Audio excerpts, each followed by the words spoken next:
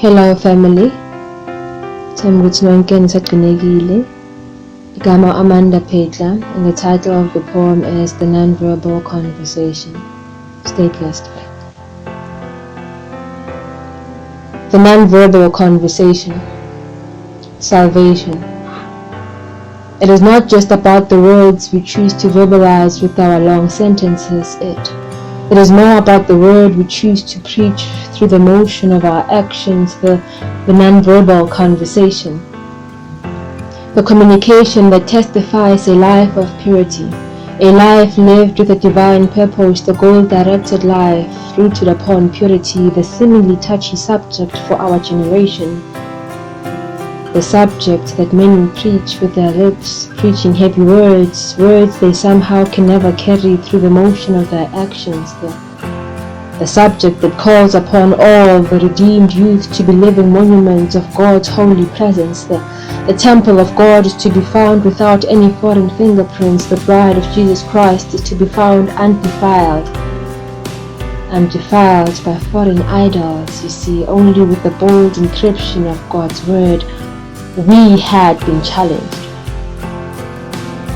challenged to preach the word through the motion of our actions rooted upon Jesus Christ, the definition of our love, He who is so perfectly described within the book of 1 Corinthians chapter 13.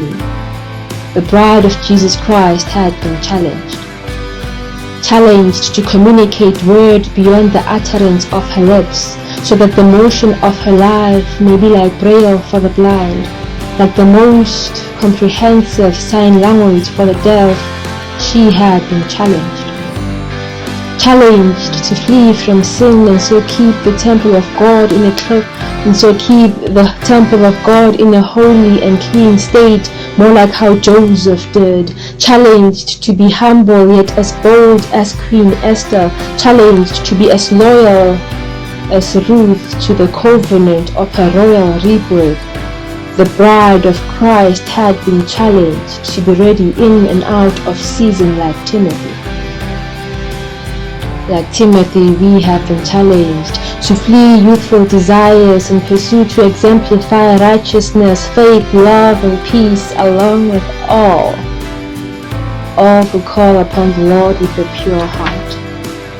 You see, although she was more privileged than most, she was never challenged to be better than anybody else, but she had been challenged to aim at being better than the person she was yesterday.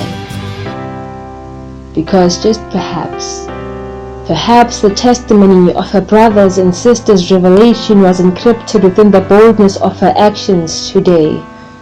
She had been challenged to resemble Jesus Christ, to preach He who is the word of all life, not just through the fluence of her words, but through the rhythm of her actions, to preach the non-verbal conversation of salvation, the non-conversation of purity, a divine conversation which she can only attest to when she remains rooted in the first word ever spoken in the history of all language. Among all words defined by the Oxford Dictionary, there yet remains a word which dictionaries can never discern nor comprehend the depth thereof. The fertile seed of life which drought can never kill, Jesus Christ is.